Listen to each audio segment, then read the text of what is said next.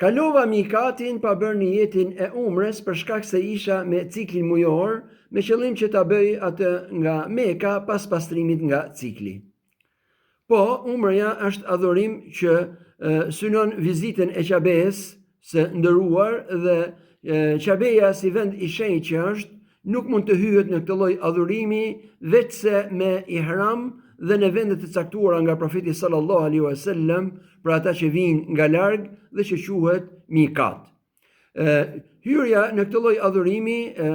nuk është pengesë për të cikli mujor i femrave dhe mund të hyhet edhe në një gjendje të tillë, po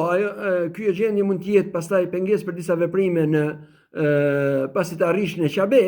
por jo për të hyrë në këtë lloj adhurimi. Kështu që për rastin e fjalë që ka kaluar mikatin pa filluar adhurimin ose pa filluar ihramin dhe niyetin, atëherë